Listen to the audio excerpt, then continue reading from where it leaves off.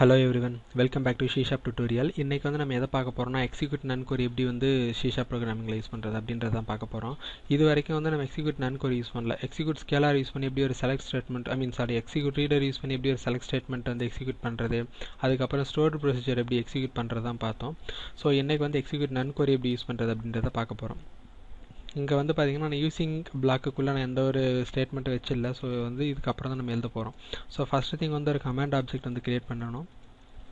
SQL கமாண்ட்ல வந்து நம்ம என்ன டைப் ஆஃப் query வந்து யூஸ் பண்ண போறோமோ அதை எந்த கனெக்ஷன்ல வந்து நம்ம யூஸ் பண்ண போறோம், எக்ஸிக்யூட் பண்ண போறோம் அது சொல்ல ரெப்ரசன்ட் பண்ணனும். இப்போ நம்ம execute non-query யூஸ் பண்றதுனால நம்ம insert update delete அந்த மாதிரியான DML ஃபங்க்ஷனாலிட்டி வந்து DB ல வந்து எக்ஸிக்யூட் பண்ணும்போது மட்டும் தான் நம்ம execute non-query யூஸ் பண்ணுவோம். ஏனா execute non-query வந்து பார்த்தா affected number of rows தான் வந்து உங்களுக்கு ரிட்டர்ன் பண்ணும். ஓகேங்களா?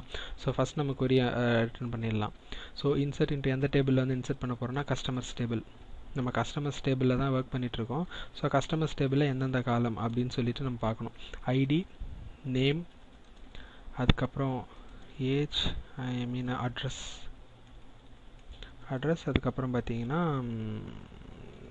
salary. சோ இதுக்கான வேல்யூ தான் ரெப்ரசன்ட் பண்றோம். சோ நான் இப்போ என்ன பண்ண போறேன்னா வந்து வேல்யூஸை வந்து நான் இங்க இருந்தே வந்து பாஸ் பண்ண போறேன். ஹார்ட் கோட் பண்ணி பாஸ் பண்ண போறேன். சோ லாஸ்ட் வேல்யூ எனக்கு DB ல என்ன இருக்கு அப்படினு சொல்லிட்டு பாத்தீங்கன்னா 11 அப்படினு சொல்லிட்டு ஐடி இருக்குல்ல, நான் வந்து 12 அப்படினு சொல்லி பாஸ் பண்ணுவேன். இத நம்ம வந்து ஐடென்டிட்டி காலமா போட்டுறோம் அப்படினு பாத்தீங்கன்னா அதையே வந்து இன்சர்ட் பண்ணிக்க நம்ம இங்க வந்து அனுப்பணும்னு அவசியம் இல்ல. நான் டேபிள் கிரியேட் பண்ணும்போது ஐடென்டிட்டி காலமா போட்டு கிரியேட் பண்ணல. ஜஸ்ட் கிரியேட் பண்ணனால நம்ம வந்து UI ல இருந்து அனுப்ப வேண்டியிருக்கு. இப்போ வந்து test2 இங்க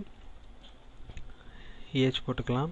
நெக்ஸ்ட் திங் வந்து அட்ரஸ் வந்து சும்மா சென்னை அப்படினு சொல்லி போடுறோம். நெக்ஸ்ட் வந்து salary ஒரு 45,000 போட்டுப்போம். ஓகேவா? சோ இப்போ வந்து நான் query எழுதிட்டேன். இந்த query நம்ம எக்ஸிக்யூட் பண்ணனும் இல்லையா? அதுக்காக என்ன பண்ணுவேன்னா கனெக்ஷனை வந்து ஓபன் பண்ணி ஆகணும். சோ connection.open பண்ணிட்டு இப்போ வந்து இந்த இந்த command.execute non-query நான் போடுவேன். ஓகே, execute non-queryல ரெண்டு இருக்கு. இது நம்ம யூஸ் பண்ண போற execute non-query.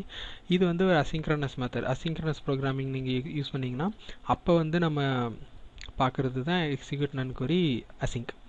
ஓகே, இப்போ இந்த இடத்துல வந்து இந்த மெத்தடோட ரிட்டர்ன் டைப் வந்து int நான் ஏற்கனவே சொல்லியிருப்பேன். சோ அது கன்ஃபார்ம் பண்ணியிருந்தா மேலே ஓவர் பண்ணி பார்த்தீங்கன்னா உங்களோட ரிட்டர்ன் டைப் என்ன அப்படின்றது வந்து காட்டும். ஓகேவா? சோ இங்க intன்னு சொல்லிட்டு ரெப்ரசன்ட் பண்ணுது.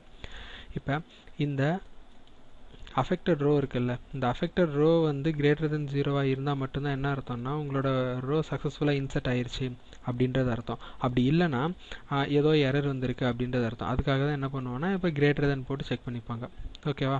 சோ ஃபர்ஸ்ட் திங் வந்து label2.text என்ன பண்ண போறேன் அப்படினா வந்து record added successfully அப்படினு சொல்லி என்னோட ரெப்ரசன்ட்காக நான் வந்து யூஸ் பண்ணிக்கிறேன்.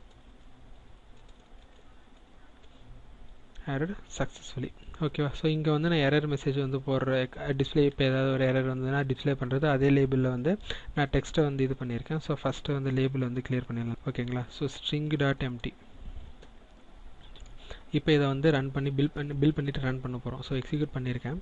இங்க வந்து பாத்தீங்கன்னா inserted syntax near value, incorrect syntax near value, values அப்படினு சொல்லிட்டு plural form. ஓகேங்களா? சோ இப்போ ரன் பண்ணுவோம். record added successfully நமக்கு வந்திருக்கு. இது வந்து டேபிள்ல போய்ட்டு கன்ஃபார்ம் பண்ணிறது பாத்தீங்கன்னா சோ 12 ரெக்கார்ட் இன்சர்ட் ஆகிருக்கு. ஓகேங்களா? இப்போ ஐடென்டிட்டி காலம் இல்ல ஆட்டோ இன்கிரிமென்ட் காலம் ரெண்டுமே ஒண்ணுதான். ஆட்டோ இன்கிரிமென்ட்ன்றது MySQL யூஸ் பண்றது, ஐடென்டிட்டி அப்படின்றது வந்து MySQL சர்வர்ல யூஸ் பண்றது. ஓகேங்களா? இது வந்து நான் SQL சர்வர் Q&A ல வந்து எக்ஸ்பிளைன் பண்ணிருப்பேன். நீங்க அங்க வந்து பார்த்துக்கலாம் டேபிள்ல. Okay, thanks friends.